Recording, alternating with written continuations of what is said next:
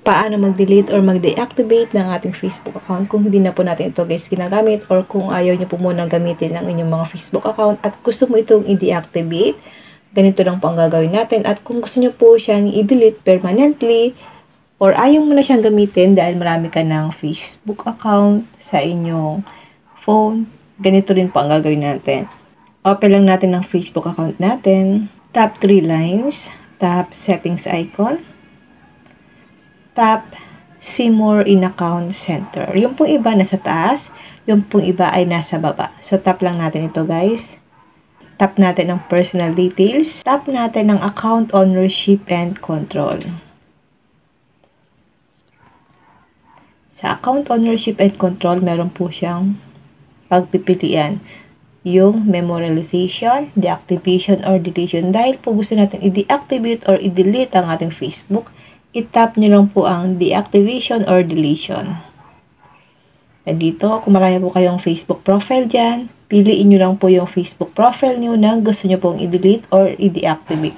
Halimbawa guys, pipiliin ko ito. Deactivating or deleting your additional Facebook profile. Pwede nyo po siyang i-deactivate profile. So, ang ibig sabihin po nito, kapag din-activate nyo po ang inyong Facebook account, pwede nyo pa siyang ma-open anytime. So, dito po sa may delete profile, permanently na po ito guys na madi-delete. Halimbawa guys, piliin natin itong delete profile. Tap lang natin ito. Then tap natin ang continue. Then dito guys, before you delete, we may be able to help. Ayan guys, meron pang tanong sa Facebook bago nyo raw po i-delete. I spend too much time on Facebook. I have privacy concern. Ayan guys, pipili lang kayo dito guys na isa. Halimbawa guys, piliin ko lang itong I have a privacy concern. Tap lang natin ito. Then tap nyo po ang continue.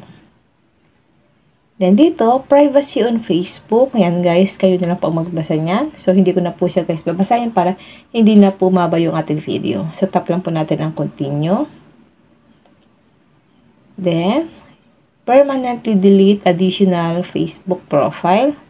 Once the deletion process begins, you won't be able to reactivate your profile or retrieve any of the content or information you have added.